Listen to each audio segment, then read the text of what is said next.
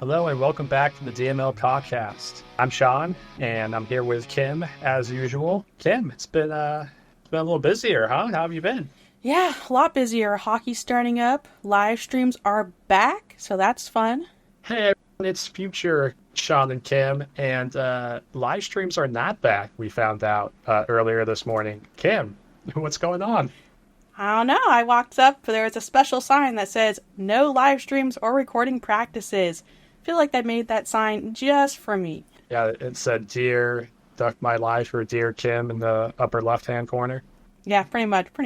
So yeah, unfortunately, no live stream. We've talked about doing some different things, maybe like recaps or something like that. I guess there's going to be some new secrets. The team's really going to be working on something, so you got to go to Great Park, or you got to come out to Honda Center to catch a Ducks game. Maybe that's going to be the marketing strategy right there. But Kim, any other thoughts on that? I did get confirmation this will be the norm going forward, so live streams will most likely never come back. We'll see if it changes. Maybe this is just a hard setting. You don't want live streams, which it makes sense to some degree. You don't want your playbook out there, even though scouts could come and watch and take notes. It's an open practice. Yeah, but then also, if you go, you got to be careful of just taking photos because we do have security there. Get wanted down, and if you're even like pointing for a picture, it's a good chance security's going to come up and say something. So yeah, security all around. You had to they used the magic wand to scan you in, even though for me, they thought I worked for the Ducks. And they said, oh, you're good, you work for the Ducks. I didn't have to get scanned in, so that was funny. All I was wearing was my season ticket holder jacket, but I guess they saw a logo. I'm like, oh, you work for them? You're good. I had my laptop. I look so official. They always wanted me though, so I guess I was wearing shorts, so I guess I kind of stood out. Yeah, just a little bit with the shorts, I guess. Yeah, just wanted to jump in here and say, sorry, we recorded this earlier, but we wanted to jump in here and just say, yeah, no more live streams we found this morning. A little sad about the live streams. It's something we've been doing it for a year now, but that's not all the channel is. I mean, we almost have 300 videos and only 30 or 40 live streams, so the videos are the main focus. And to be honest with you, I enjoy doing the live streams, nice chatting with everyone, and I know people really enjoyed it, but for me, it's easier for me to focus on Ducks practice when I'm not live streaming. Between the camera moving, trying to say the name right, I can't just really focus on individual players sometimes. I feel like still sad about it. I'll miss it for sure. Yeah, it was just fun, giving it as an option for all the people that couldn't come or can't come. It was the amount of comments we got of just thank you for doing it was so rewarding, and it was just we had to keep doing it. And also that there's so many comments you get about people who weren't Ducks fans before I started live stream. I feel like almost every live stream, wow, this is so cool. I'm going to follow the Ducks now because of this. And it's that kind of stuff. It's it's kind of sad. Yeah, well, I mean, in our Discord, we have a lot of international members. So, I mean, it's a global channel. I'm also very disappointed to hear that people aren't even really allowed to take pictures and videos, which for some people, this is the only time they get to see the Ducks. Families can't afford to go to Ducks games. So they can't save those memories now because they can't take pictures or videos, which is disappointing in that self too. Yeah, for what we saw, they were being pretty strict about it. So, I understand the live streams, okay, I get it, but let families enjoy their memories at the same time. Yeah, we'll see what happens. One more thing, I guess I had live streams still might come for some Ducks events, maybe not practice, but they got Ducks Faceoff Fest, Fan Fest, or whatever. Maybe the outdoor on Saturday part we could still record. Who knows? Live stream. And then also Sean had a good idea. Maybe we do a podcast at the rink, live play-by-play, talking about what we're seeing, just the audio of the rink in the background, which could be fun. Yeah. Maybe an ASMR stream. Who knows? I don't know. Then there's possibilities. Those are the ideas we were bouncing off each other, but yeah, we're gonna have the logistics for that, and then who knows, maybe a recap's better. Or oh yeah, and I guess I never really have told anyone, but I've kind of been turning my scripts into articles for Inside the Rink. So I could actually upload an article about Ducks practice more in depth, because now that I'm not really hosting a live stream, I can take better notes and maybe give more in-depth thoughts on what I see at practice, injuries. So look out for maybe some articles in the future on that. That'd be great. You've been doing an article for every video too. So if you wanted to, a little bit more details in the text, I think. So yeah, what's the site again, Kim? InsideTheRink.com. And you just search Duck My Life, or just search your name? Yeah, search my name. I guess name reveal, Kimberly Atwood. There we go. Yeah. Drop it in officially. Not just Kim anymore on this channel, I guess. But yeah, live streams are done for the foreseeable future until then. Oh yeah, so I want to maybe do watch parties during the season, away games. Yeah, I think we talked about away games, maybe not all of them, but kind of same vibes to the podcast, when we're feeling it, maybe when the people are requesting it in the Discord. If you want to request it, get in the Discord. But don't want the live streams to die. But the practice ones, for the foreseeable future, unless we can squeeze them in here or there. Done. And I guess whenever I say live stream in this podcast, it's not happening. There's no live streams coming as far as we know so far. The rest of unless new messaging comes out. Yeah, well, that's about it. You'll see Sean and I throughout this pod because some new news dropped throughout the day, and we have some more notes on, because we did go to Ducks training camp still, watched it, so we have some thoughts on that, and we'll see you later throughout. I mean, maybe we should just go through maybe what we're going to be talking about on the show, because that's we got a jam-packed show. Good call. I mean, we just had the rookie camp. Kim mentioned those live streams. We'll talk about kind of who stood out there, maybe some other takeaways we have. But then we also got Ducks camp coming. So right from rookie camp, right into Ducks camp, the big boys, more live streams coming. Yeah, we'll talk about what we're looking for that. Maybe the practice schedule. Kim's probably got a lot of thoughts I'm missing. And then also Pat Verbeek was on the Spittin Chiclets podcast. They also gave their season preview in that too, which I thought was interesting, but also about an hour and 30 with the Beaker. So pretty insightful about his career and what he thinks mostly of the young guys on the team, I would say. Yeah, so we got a couple of notes on that we'll probably talk about. And I think that's mostly it. Maybe some other things to do with Ducks camp, but anything else that you'd probably add in there, Kim, you want to talk about? We got some Discord questions to get to, Sorry, everyone. It's been 3 weeks since podcast for your questions, but we will get to those today. Well, cool. Let's jump in. Kim, I think, you were doing the live streams. You were there watching the practices. Probably caught maybe more of the games than I did. So, I mean, how was that going to the practices? You see anything else that maybe others didn't get a chance to see? I mean, I pretty much did as much as you can from a fan perspective, I'd say, going to all these things. Went to both practices, watched all the games. Couldn't go to the games because the Kings suck. Well, what else is new? They charged $400 to non-Kings season ticket holders. And then, of course, you couldn't really get tickets. I never saw a listing for them anyway to be sold. And they had some good camera angles. Huh? Some great camera angles, yeah. So, but it was free. At the end of the day, it was free. They just better not host again. We'll come back to the Ducks hopefully next. So, hopefully. And we have Great Park, just so spoiled with Great Park. So good. I was kind of thinking, I did a video on development camp where I kind of went through every player, and it felt really rushed. So I thought maybe we could go through every player again. You can ask me questions about them and give them more time they deserve, kind of thing. Yeah, sure. Guess let's go in alphabetical order. Oh, I think I would be the one saying the names. Oh, good. So you go probably for it, be Sean. the one butchering the names. I feel like also you would have like a better shot at the names because I've been saying them more. Yeah, you've been saying them more than me. So let's see. We got start with the forwards. We got Alexandre Blaise. Blay. Yeah, that's a little confusing on that one. Yeah, honestly, he looked really good. He's short, but he's not scared to get to the center of the ice and throw his body around. And there's a lot of times, I felt like he was getting hit, but he, didn't get knocked off the puck. And if you remember from Dev Camp, he's the one that reverse hit Solberg, reversed hit him, and then went back and forehand to score, to win for his team. So that was pretty cool. He got a goal, and honestly, I'm just really impressed with him. 4th round pick, who knows? He has really good hockey sense and just uses it well. I mean, I haven't been out of that, so let's go down. Sam Colangelo, right wing. You saw him live on I saw. I mean, I feel like he has a great shot. I definitely saw that, but I know his game didn't really jump out in the scrimmages to me as much. He wasn't as noticeable, but at the practices, he's got a great shot. But I think maybe he needs a little bit more seasoning to start. I could definitely see him coming back up at some point this year. But do you know, is he going to be at the Ducks camp? Yep, he was there today actually. But so I went to go watch Ducks practice, unofficial Ducks practice today, and guess what? He was not training with the big boys. He was with the rookies and the goals still on the other side. So I mean, if people want him to make the team, it's kind of interesting that he's not practicing with the Ducks already. But I mean, training camp starts tomorrow. But yeah, I agree with you that his shots looks great. I was actually better than I thought. But in the games, he kind of was very hidden. I felt like other people showed out more. That's kind of his game, I guess. So I don't know. We'll see. I know people are big Sam Colangelo fans, but I was slightly unimpressed. Maybe had too big of expectations, but we'll see. Next, we got Thomas D. Good luck. This is the hardest one to say. What do you mean? I said his name, Thomas D. Thomas D.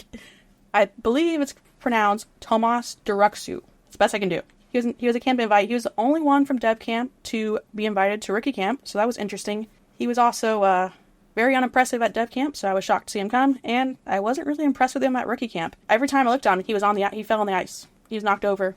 Can't think of one good play he had, unfortunately. Stat-wise, though, I mean, he looks pretty good. Well, I mean, that's all I gotta say. I don't know if he got a contract.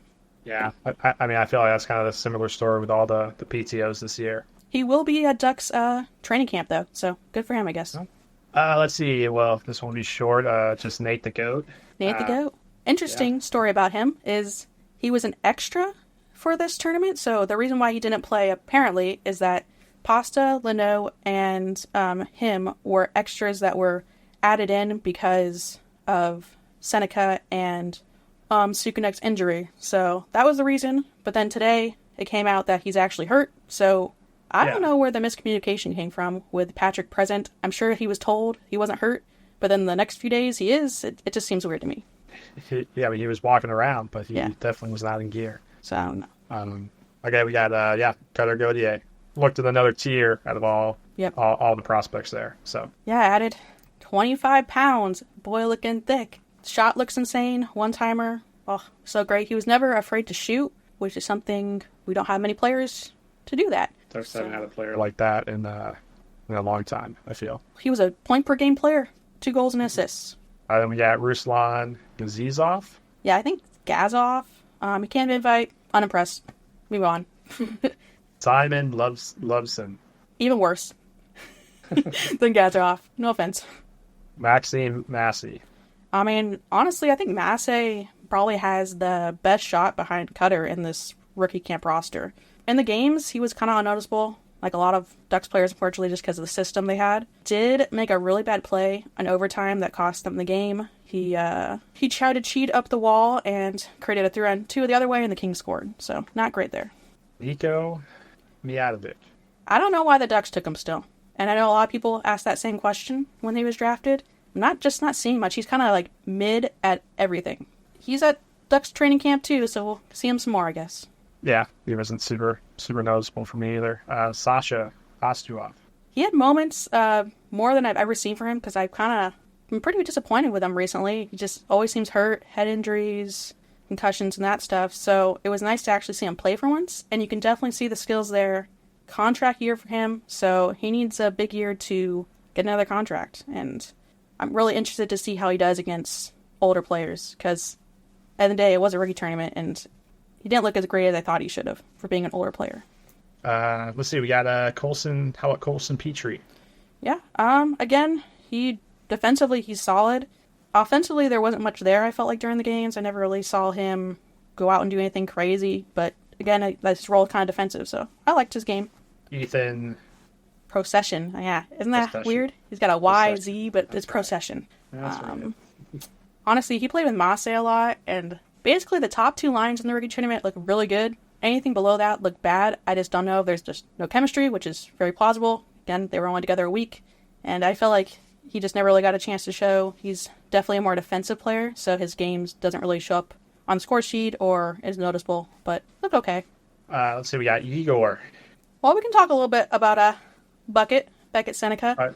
You do want to talk about Beckett? Okay. Yeah, I mean, he was there, and, there's little confusion about his injury. The Ducks announced he was about 6 to 8 weeks, and then it turns out he already had the boot off when they announced that, basically. So, another miscommunication, again, they did it with Gaucher, and then Bucket. It's like, I don't get what's going on there. It's interesting. I saw him today at Ducks practice. He was walking around. It looked fine. No limp. Go ahead. But okay. Igor Sidorov. I thought he looked pretty good. Probably going on the goals, but interesting to see what he looks like down there. Yep, he'll definitely be on the goals, but I will say he could have a chance to play some games this year. I'm feeling very confident. It's all about the offensive game for him, but I was really impressed with some of his forechecking, and he's not afraid to get in front of the net, which with a skill guy, you don't think he would be able to, but he kind of reminds me, he's kind of like another Zegras TikTok flippy puck guy, as everyone likes to call Zegras. But at the same time, he's not afraid to get to the net and get to the dirty areas. And I was really impressed with his physicality. He was always mixing it up, I felt like, after scrums. And I was like... I feel like that's the thing that jumped out to me was that just how much more physical he was at this dev camp versus the years past. Yeah, I mean, that's what he wants to do. He wants to show he's more than an offensive player. So he looked good. I'm really impressed with him. So we got Carey Terrance. My Cogs. The next Cogliano. Every time I watch him more and more, he reminds me of Cogliano so much. Defensively smart. Hopefully he doesn't miss some wide open nets like Cogliano did all those years. Remember all those breakaways? Yeah, all those breakaways. He could have been like a 30-goal scorer. Yeah, for real. He'll be with the goals, but he's at Ducks training camp too, so he's always smiling. So that's always nice to see on the ice. We got Jackson Vaughn. I mean, all I have on him, he wasn't noticeable. The first day, he didn't have a bucket on, like a bubble bucket helmet. And by the end of the day, he did, and he wore that the whole rest of rookie camp. So I don't know what happened the first day, but that's all I got at him. Lost in the forwards, Jackson Weeb. Yeah, I don't know. I think he might be a career AHLer, which is probably mean to say. But he fought in the tournament, which was good for him. He looked good fighting, but being that this is like his at least third rookie camp, he wasn't noticeable. He was stuck on the fourth line, so that's part of it, but just not looking good. Yeah, he is one of the older guys there. Mm-hmm. Yeah, I mean, outside of the fight, didn't really notice him too much elsewise. Getting to the defenseman, Rodwin Dionisio. First time really get to watch him, and his skating is kind of his knock on his game. He's bigger than I thought he was going to be, and he's very powerful with his strides. Offensively, he was able to like break an ankle of Colangelo one practice, got around him, went down the center and shot. Didn't get the goal, good save on the other end, but really impressed. Really interested to see him in the goals this year. Confirmation he will be with the goals this year, and I think he'll command a power play down there, which is more his game. Another good player going to the goals. Let's see, we got Tyson Hines. Totally forgot about Tyson Hines, I'm not going to lie. And he played 71 games with the goals last year. Honestly, big step up in his game. Big guy, not scared, throw the body around. And I think behind probably Leno, he's the best defenseman. And, speaking of Leno, definitely added on some weight. He looks good. Be interesting. I mean, he's got to be at Ducks camp, I would think. Yeah, he added 24 pounds this offseason. Beaker wants those boys really big, I guess. But he didn't lose his skating. His knee looks fine. Definitely some rust sometimes. He made some questionable decisions. But he was definitely on a tier of his own, too, like Cutter was. I think he makes the team roster. I know there's some debate about that, but I feel like he's going to do it. I mean, he definitely... That's why I want to see him at, like, Ducks camp, see how he does against, like, NHLers. Because, I mean, him and Cutter were the two guys that you could just look at the team and be like, oh, those guys look different, you know? Another thing on Leno, he's actually paired with Fowler for training camp, which... I mean, that's like first line D-men right there. So, yeah. I mean, we'll see if Fowler stays, but that's a whole other thing. But it's interesting that he's on the top pair already, based on last year. Fowler was top, so. All right, then we got Wojciech Port. I mean, I didn't really notice him, to be honest. Connor Smith. Well, definitely noticed him. Had 2 fights, definitely big boy did, fights. Yeah. Brutal. Rib checks, throwing the kidney shots over and over again. Yeah, I wonder how much those you actually feel those. Maybe I'll have to have you punch me there, like. I mean, there's no padding there. You got some punches in the face, too, and even fought against that bigger guy that the Kings have. I love the head taps at the end, the respect. Yeah, that was pretty cool. I made a joke, I think, in a video that I would like to see Connor Smith in the lineup over Ross Johnston, even though he's defenseman, because they just fight so much better already. Yeah, why not? No, but yeah, his skating was the main knock on his game, and wow, does it look so much better. Night and day from last year, so... Excited for him.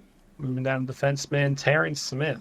Looked really good again. It was kind of hard because he was paired with the next guy on the list. We'll talk about a bit.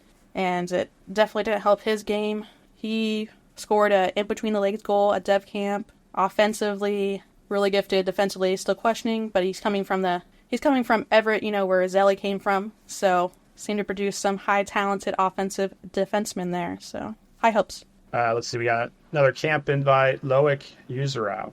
That's the guy who Taryn Smith was paired with a lot, and man, is that guy probably the worst guy on this roster.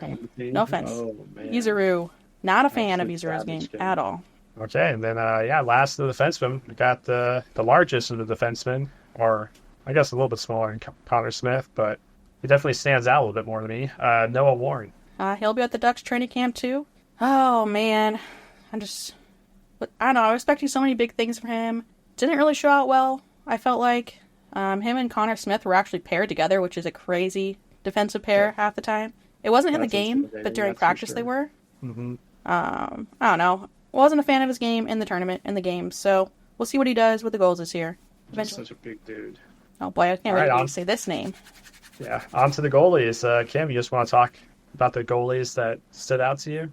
You want to say his name there? Let's hear it. Vitzas Butiets. I think it's Butiets now. I think officially he changed his name actually at this camp. So it was pronounced different before at Dev Camp versus Rookie Camp. So it's Butiets.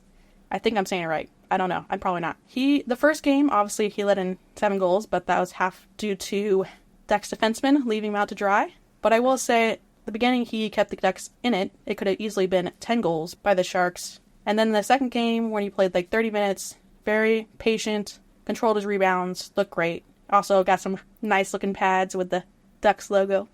He'll be in the ECHL most likely. Maybe he gets some time with the goals. We'll see how the next goalie does. Callie Klein. Cal Klein. Stole it from you. Yeah, that's my one job, Kim. How'd Cal Klein look? Oh no. I mean, Mick Levine called him the star of the game in his game, and I'm just unimpressed with him every time I watch him. I don't know what it is. He's positionally sound, but like doesn't make any great saves really. Even then, he's not always positionally sound. He just struggles, and he just seems like a very AHL level goalie. The camp invites, and probably last the goalies we'll talk about. Michael McIvor. I think it's McIver. McIver. Whoops. He stole the show in his game after he came in after Butiets. Came in for 30 minutes, got his shot, made an amazing save, which I still don't know how saved out, but of course that was a camera angle. Yeah. So you couldn't really tell, but it was amazing. Ducks training camp, he's going to be there, so good for him.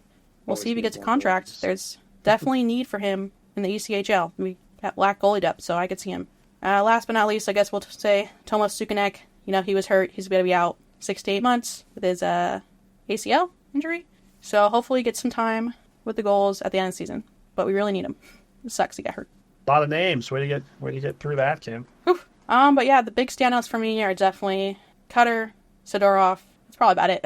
I mean, people had good moments, good flashes, but overall, most consistent was Cutter and Sidorov throughout the games. Yeah, I'd throw Leno in there. Just that's true. Good point. Not even so much like the play, but just like him and Cutter. I feel like the confidence you could just see it a lot more there. They were really sure about like what they were doing, which didn't like really see that as much from some of the other players. Maybe Igor, but yeah, should be exciting. Ducks camp coming up. Maybe we should just jump right into that. Yeah, let's do Ducks camp. Sounds good. Ducks released their training camp roster today. Some interesting lineups, too, they showed. We got 3 teams going tomorrow. Top team, number 1. We got Cutter on left wing, Carlson in the middle, and Killorn listed as the top line for team number 1. Or is that the top line for opening night? I don't know. You don't like that? I mean, I think I like it. Okay, good. I mean, I definitely like it. I'm interested to see. I mean, I don't think I could like say I like or dislike any of these. I want to see how they look together. But yeah, Cutter with Carlson. I mean, that's going to be a deadly combo. I still like throwing Cutter and Z together. I mean, just the absolute chaos that'd be fun. That could result from that. We want to just go through all the teams? So on team 1, the second line, we got Regenda, Carpenter, Meyer. Different Meyer. Not the one that get traded from the Avs. We don't have to go through all of them. I mean, no one cares about the next 2 lines, really. The biggest thing, I guess, in the team 1 is Fowler and Lenoir together, which I already mentioned earlier. Right. So I think if you look at the teams, the top lines on each team and the top defenseman pairing is basically almost their opening night lineup, I kind of think. Because on team 2, you got Zegras, McTavish, Terry, which is what I wanted. So the top 2 lines are what I wanted in my lineup video, and I'm so excited if that happens. Because I think Zegras, McTavish, Terry... That's how we predicted the Ducks were going to do, though. The Ducks are doing what you want to do. They're doing what you want them to do. They watched the video. So if anything goes wrong, it's my fault. It's all Kim's fault. And then team 3, we got Fabry, Strome, and Vetrano, which I did not predict that. I wanted Leeson up there instead of Fabry, because the defensive-wise, I don't know how Fabry, Strome, and Vetrano will work. Cause for concern there. You got Dumoulin and Zelli. I think that's a good pair. Big boy Dumoulin, stay-at-home defenseman, let Zelli do what he wants. Interesting note that Leeson's actually playing center, which I think he might have done like once last year because of injuries we all had. Radko Gudas together.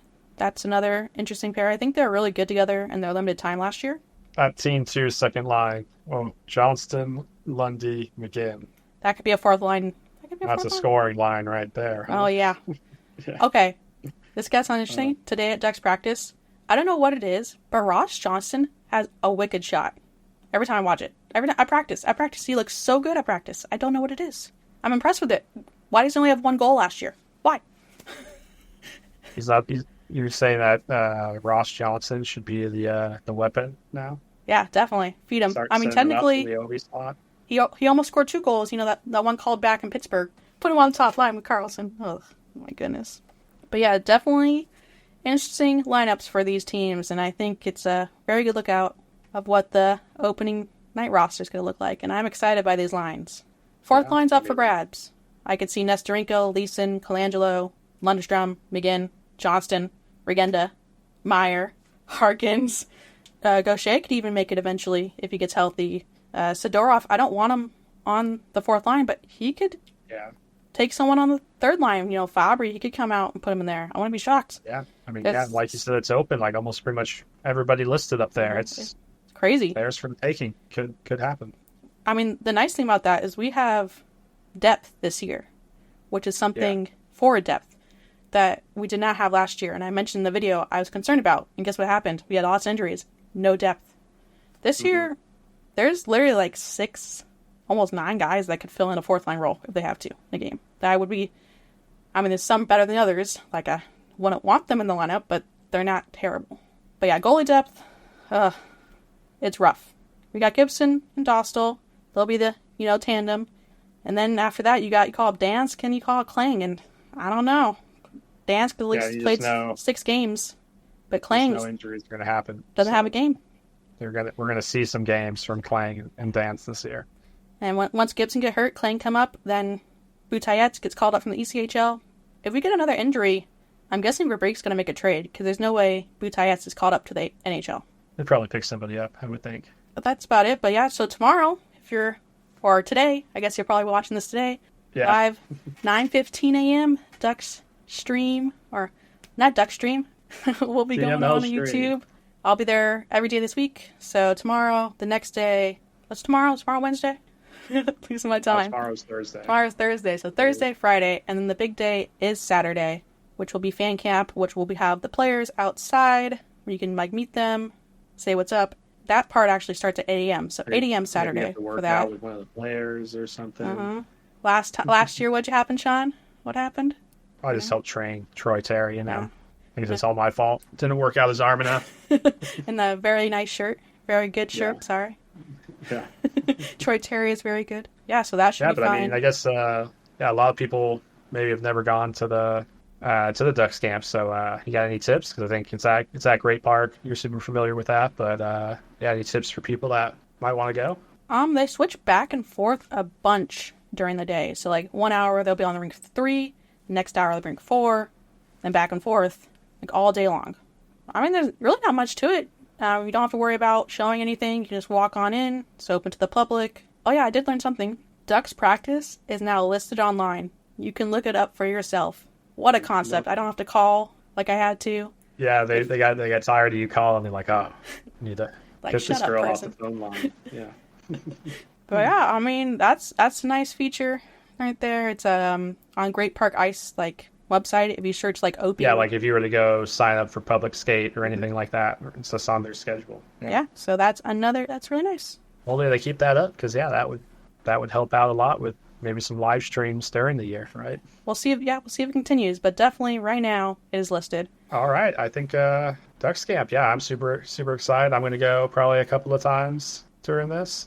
Hope to see a lot of people out there. Feel free come say hi. We may or may not have some stickers to give away. Just super excited because I feel like going to the rookie camp, it was like a little bit of a taste, it was like, oh, Ducks hockey, sort of back.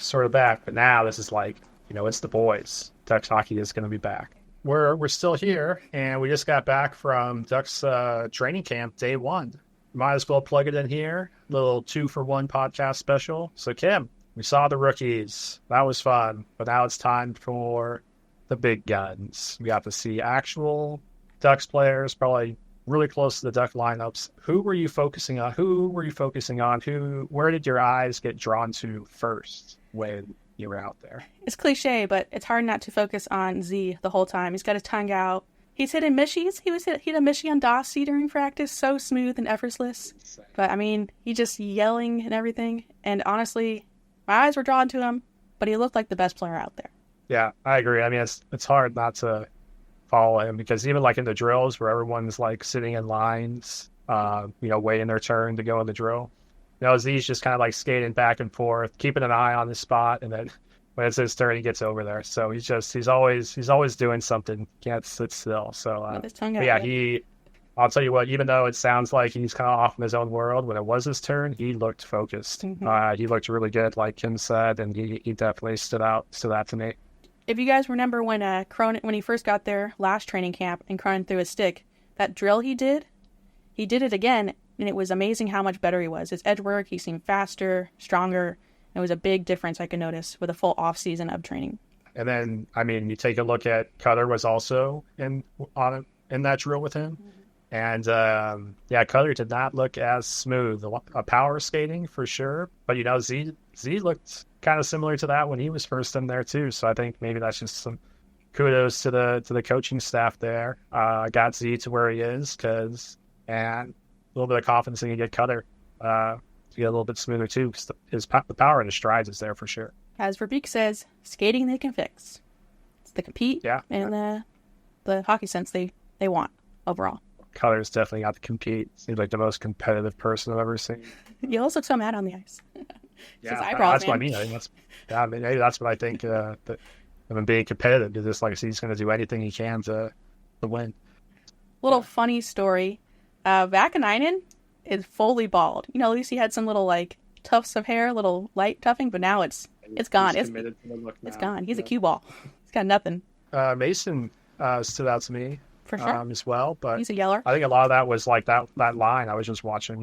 It was Zegras, Mason, Terry. Mm-hmm, I agree. Yeah, that's got to be a really fun line. Yeah, during the drills they were doing like the transition drills, and that line just great zone entries and was always getting a shot from the slot, it seemed. So maybe they just have the benefit of going up against the Ducks defense, but still looked pretty good. Terry on my end did not look great. There was one play where his shoulder got messed up, and he was like this. You can see what I'm doing, he was going up and down, kind of unsure. He was hunched over a little bit too. He always hunched over for some reason. He always looked tired.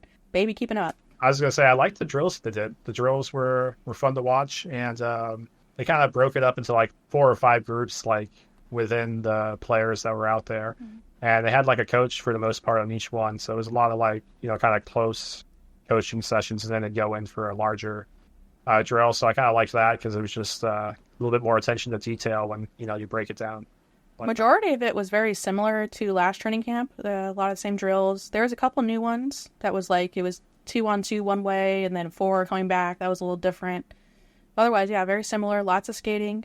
Big emphasis on that, which is great to see versus Dallas Eakins. Cronin's still keeping that going on. And I guess another thing I want to point out, Cam Fowler was leading the circle after practice when they did the stretching. He was in center. Yeah. He was taking a leadership role.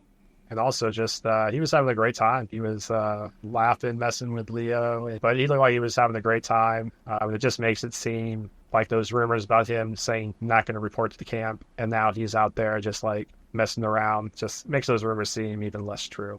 Yeah, he was never not going to show up at camp. Got to make that money. Nail on the table. You're not gonna throw that away. Defensively, the people who looked the best, obviously, Gudas looked the best. Captain Radko Gudas. It is official. We talk about a little bit more in the podcast. Maybe we'll come back in and chime more. But he also led the stretching for one of the groups and got a bunch of stick taps from his teammates. Fans in the crowd were clapping for him. Everyone seems pretty excited about Gudas. Yeah, because they made the announcement just over X, yep. like while we were at the camp. Yeah, a little anticlimactic. It would have been cool to have like a little press conference at least or something. But nonetheless, Radko with a C, Gudas. And we still have to wait and see who the A's will be. That'll be interesting. Yeah, I still think they're going to do like a rotating, kind of like, Gudas isn't going to be here forever, 2-3 years, maybe. For sure, too. So there's a trial for a new captain. Yeah. For sure, too. But yeah, maybe Maybe stays on a little bit longer. Yeah, it's a trial. See who on the team wants to be the next captain. So these discussions about who's going to be the Ducks' next captain aren't really going away. No, that's for sure.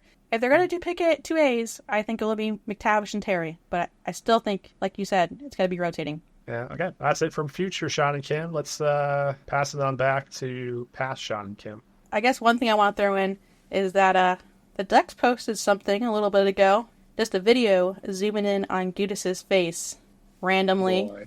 No C on it right now, but I have a feeling tomorrow they will be announcing Radko a little Gudas bit of foreshadowing as the captain of the Anaheim Ducks tomorrow. I feel like so much time has passed that it's not going to even be an announcement. He's just going to walk out with a C. With a C. They don't do that at practice. They don't wear letters at practice. Well, I don't know. It's the first day of training camp. They got to do something, right? So that's my feeling. I mean, yeah. There's like no caption. Just Radko just Gudas, him zooming in, looking all mad. The jersey reveal picture, just zooming in. Well, scary looking. Radko Gudas, the butcher, is coming. Yeah, we've been saying it for a while. I mean, it's like. I mean, maybe it still hasn't. Yeah, maybe it's just coincidence. They're just toying with us. Yeah. Man, past Kim nailed that one. Gudas got announced as captain during practice when his group came, got some recognition. But I don't know. We've been saying Gudas probably going to be the captain for a while now, and the past few days it was just like the Ducks were foreshadowing Gudas being captain, pretty clear, and it finally got announced today. So yeah, yay, good job, Ducks, good choice. How do you feel about it, Kim? I'm happy. Shout out to the person who gave me the idea in a YouTube comment a long time ago, and I said, no, there's no way he's going to be captain. He's here for 2 years. And oh my, how I've changed my mind, right? It's crazy. Yeah. He's only been here a year, and how much love, as the fans have for him already. I don't know if I've seen a player. I mean, the whole locker room, right? I mean, he's just got the dad vibes. That's something I was just noticing at today's practice. Like, whenever he was doing usually when he's doing a drill, he's going to pair it up with a younger player. And in between every whistle, he's always saying, maybe just a few words afterwards, or a stick tap here, or he's always got something to say to the usually the younger player that he's partnered with, or just his teammate.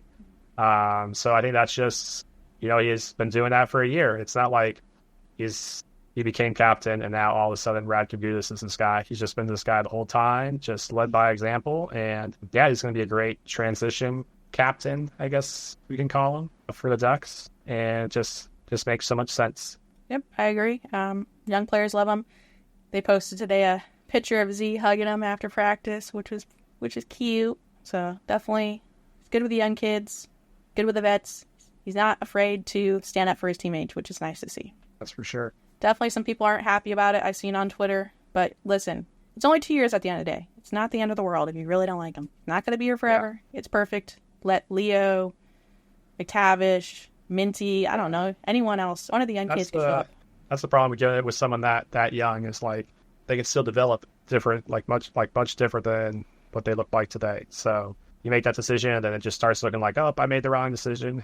It's hard to take that captaincy back without there being some drama. Yep, agreed. And back to past Sean and Kim. Okay, well, we talked about the players, but the Ducks GM Pat Verbeek, he was also busy. We got an interview with the Spittin Chiclets crew. I mean, it's a really good listen. Go over and listen to it. They also had their season preview for the Ducks, which I thought was interesting. Kim, anything jump out at you during that interview? You watch it? Yeah, I definitely watched it. I think I watched it twice just to retain it all. I will say the second half of it is not necessarily needed for Ducks fans. It's much more about Pat Verbeek's career, his life growing up, which was interesting, I will say. But it's just, when your GM's on a podcast, it'd be nice to be a little more about the team he's going for. I guess one interesting thing is that Pat Verbeek almost lost his thumb to a corkscrew machine, and they had to sew it back on. That was the most interesting thing about his life, I thought. Well, I thought there's so that maybe just got a little bit more of the personal side of Verbeek, that he he was involved in hockey before, but then he took a step back to coach his son for 3 years. So I mean, I feel like that's that's a pretty cool thing for him to be able to do. Family guy. Then he did get back into hockey once his son kind of moved on from those teams. But I feel like I just kind of gets at the type of person that kind of Pat Verbeek is, which I enjoyed learning about. Yeah, I guess jumping into the Duck stuff, one thing he did say is, he's been here for a few years now. When he first got here, he was kind of, just kind of absorbing everything, seeing how things were. But he is saying now he's going to be much more involved with the team than he was before. And, he's really feeling a little bit more invested probably with these younger players that he's drafted. So I'm wondering what that means. Like, what kind of involvement is he gonna have? It makes me wonder how much he actually was involved with the lineup last year. Like, maybe Cronin really was full control in the lineup. Maybe this year he'll be more controlled with that. Maybe he'll have more say in the lineup. Who knows? Yeah, I wasn't sure it was going to be that, or just more like hands-on with player development, kind of telling stories, helping them out where he can. Because, I mean, Verbeek almost has a Hall of Fame worthy career, maybe. He could be in the Hall of Fame one day. So he definitely has the skills, won a Stanley Cup, which, he loves his veterans with Stanley Cup pedigree. So he's got that himself. Honestly, I thought that the preview part was more interesting than some of the stuff Verbeek said. That is true, because, Spittin Chiclets, they're a hockey podcast, they're talking about the whole league. A lot of podcasts that when they do that, the Ducks are usually kind of, forgotten about, maybe not so much to mention. And they are high on the Ducks, possibly higher than I am. Definitely. I mean, I thought I was like super stoked for Cutter's season, but we're talking 30 goals for Cutter. Kim, Cutter getting 30 goals? I mean, I would love it. I think if that happens, the Ducks have a perfect season and make the playoffs. No injuries. Yeah. I'm asking for 20, okay? Yeah. And I feel like that might be a stretch, maybe even a little bit. I guess I will add something about Cutter. You know what's something I learned about him at this tournament? He is not really a play driver. I guess I didn't mention, actually, he played center in the tournament, which, I mean, he played in college, but that was kind of interesting. He looked okay there, but he definitely needs a strong center that can help pass in the puck, because he cannot drive his own line. Maybe eventually. If only the Ducks had one of those. If only. Yeah, if only. Yeah, let's see. What else did the Beaker say? I mean, he talked about Radko. Ducks were foreshadowing it. We talked about that before, but just like maybe the number one reason Radko would be a good center. He says Radko is tremendous with our young players, and that's what the Ducks are. That's how the Ducks are going to be good. It's these young players. So yeah, good captain. I think you said center by accident. We're good. Oh. Yeah, I could see. Captain. Yeah, let's put Gudas at the center position. That'd be crazy. He'd win all the faceoffs. It would just always go forward and just use his booty, hip check in the faceoff circle. Yeah, hip check off the faceoff. Yeah. Oh yeah, one more thing I want to add about Cutter is that do you remember when Cutter made his comments before the championship game, NCAA championship game? He was saying, "Oh, we're to kill this team," or the team over there is going to have a lot of tears or something like that. And I guess Verbeek talked to him about that, which is funny. Doesn't like that stuff, so you can definitely see that he wants Zegras toned down. He wants to see Cutter toned down, which sucks because personality is what markets the game, and they have personalities, both Z and Cutter. So you need to showcase them more. I get it to some degree. There's no way that's going to work with Z, but yeah, I could see that working with Cutter a little bit more. An interesting story from that preview is that Leo doesn't have service on his phone when he leaves the room. He doesn't have Google Maps. Right. He just has texting and calling.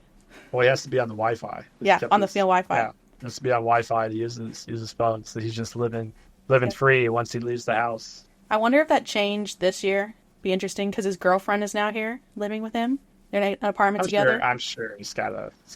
I would hope so. But also, when is he not going to be someplace with Wi-Fi? Yeah, most of the time it's true. Is at home or is at the rink or at the gym? I guess if he doesn't have Google Maps, he must know California pretty well. I mean, he's got to know how to get there back and forth a bunch of times. I mean, once you drive a route, you pretty much know it, I guess. I mean, I know how to get to Great Park by myself without worrying about anything. I know the back routes too, if I have to. Anything else? Yeah, but I guess that covers the interview. Yeah. Yeah. Well, I guess he did mention that McTavish is a grinding centerman, and he was... I would like that too. Yeah, he can play that role. He definitely put up the muscle on to that role. Defensively, he has to work in the offensive zone, which Verbeek mentioned too, so good he knows that. Oh yeah, he talked a lot about Seneca, and that he thinks he's built for playoff hockey. So that's why... Basically, he can play any game out there. Skill, physical, so...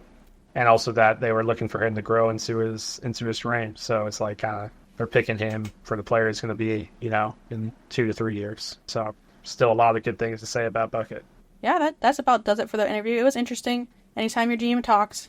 Yeah, I feel like it was definitely worth a listen. And I feel like anytime I get to hear Verbeek talk for a longer time, like a fan fest or like this interview, like just end up liking the guy more. I feel like the stuff he says seems pretty smart, and he just seems like a good dude. So what he says and what he does hasn't quite lined up most of the time recently, I feel like, but everything he says makes sense to me.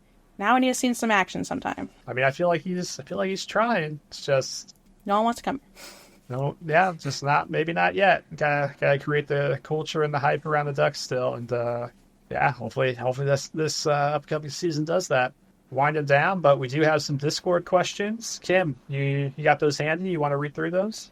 All right. Well, the very first one ever, little rhetorical, maybe question: why Ducks orange if only duck bill and feet orange, and even then only sometimes? And why Ducks purple and jade? Another question for you. You guys think about that one, maybe. Purple and jade, I thought it looked like a mallard, sort of, go. So I kind of see that one. The orange, just orange country, baby. Let's fly. And then what do you think our 24-25 record will be at the end of the season? Oh, jeez. I don't even know if I know the record. You say points. Say points. You don't have to say games, wins. Yeah. I feel like I'd go 10 to 15 points higher. That's about what I said. I think, I don't know why, 73 points is sticking out to me. And I'm pretty sure I said that in my video last year, what I thought the Ducks would pick before. You just like that number. I like that number. And I think this year is more what I said in that preview video, that it's going to happen this year. It's just the injuries really derailed the season last year. So yeah, staying healthy, that's going to be crucial for this one too. I think we'll have a little session of a playoff push in the season. Ultimately, we won't make it. We'll be like 15 points out of a playoff spot. But I think if things go right, we'll have some fun games towards the end, which would be a big change. Sign me up, Kim. Sign me up. All right. Smelly wants a Pookie tier list. We'll have to save that one for another one. Get the Smells on the pod herself. Smelly on the pod. Maybe some other ladies, too, that I know of could join in. I know Sean wants to take part in that one. Maybe be a ladies only. I'll just be the host. I'll just be the host. That's my role here. All right, and then next up we need your player expectations and how many points you think they will get. So I've kind of been doing that with the video series. I got Dosty and the goalies coming up. We got Zelly still coming up, and Z as their own videos. But I'm willing to do one more individual player video, so you guys can pick whoever you want. Otherwise, I'm going to have all the forwards and defensemen left as 2 separate videos. So I'll mention more of the points there. It's kind of hard to go through all the players in the podcast. We kind of talked about them all already in our preview a little bit. Yeah, we'll cover that. There'll be more to come, and I'm really looking forward to the Ross Johnston video. Oh yeah, if people gonna vote for Ross Johnson, I swear if you guys do, that thing will be. I expect the song. 44 seconds left. Highlights, maybe bio. Repeat of his goal over and over again. His one goal. Yeah. Let's see. I think that's. One more. This one's a little more in depth, so I don't think we have to worry about offer sheets for McTavish or Dostal, but we do the year after. Leo, Cutter, Zegras, Minty, Zelly, Lacombe all have contracts due. What's the plan until then for spending? Whew. Well, I'm looking at Puckpedia right now. Nice thing is, Fowler's probably going to be gone, most likely traded this season. Oh. Gibson's very likely to be traded. But we're also probably retaining probably half. Yeah. For maybe on those. Either way, at least $6 million out the door. Ryan Strome will still be on contract. Never mind, I thought he would be under. And Killorn will still be under contract. We're still $21 million under the cap space. So for spending-wise, I think Dostal and probably Mason gets a bridge deal. So nice $5 million, maybe. Kind of like similar to Z, I think. Maybe a little less for McTavish, just because Z has more of the points right now. Unless he goes crazy this year, I'd hope Verbeek locks him up. 8x8 deal, 7x7 or something like that. Give him the Timmy deal. Give me the Timmy deal. but I'm guessing he'll get a bridge deal, and so will Dostal. So that shouldn't be You think this is why Verbeek doesn't really want to retain on salary? Kind of we've heard the trades. Yeah, or true. why even if we are going to retain salary, probably maybe he's not going to want to be taking on more like a bad contract. Like I feel like some of those rumors you hear the Ducks name get thrown in just because they do have the cap space. Mm-hmm. But with these good players coming up, maybe like all that cap space isn't as large of a pot as it kind of looks on paper. I think I remember seeing that the UFAs next year aren't that great. So maybe he doesn't even sign anyone like he did this year, just a few small little trades like Dumoulin and Fabry. So honestly, I think he saves the money. Like Radko First Shot was saying, that's some big names coming up. I can't believe how many names have contracts due next year. That sounds scary because, Zegras and... Any chance Beaker gets to work on those early? Or he hasn't done it yet. Otherwise, we're going to have with the Z and Jamie deals, we're going to have 2 or 3 players hold out into training camp. Yeah, I think Z would be a big component for that one. Definitely scared. That would be a scary offseason because it was hard enough with Z, Jimmy, and Terry holding out for a lot of it. So 2 off seasons from now will be a long off season. Yeah, I think if you're you're Verbeek, you gotta wait because a lot of that's going to be based off what we see this season. So. It's going to be a busy off season for sure. And I think that kind of does it. So we answered people's questions finally. If you want another question, join the Discord, or if you're in here, you can ask another one. I think that does it. I felt pretty good at moments for this podcast there, Sean. I think we're kind of switching it up. I'm going to be kind of more taking on the host role, and then basically practicing my interview skills on Kim. There you go. New job coming up, Sean, or what? Just kidding. You just started. I guess so. But yeah, thanks everyone for listening, watching, however you did that, and look forward for another one. And like Kim said, join the Discord, come jump in there when the season gets going. The games are a lot of fun. Yeah, follow, subscribe, leave a review, anything helps. But thank you again for listening, watching, and go Ducks!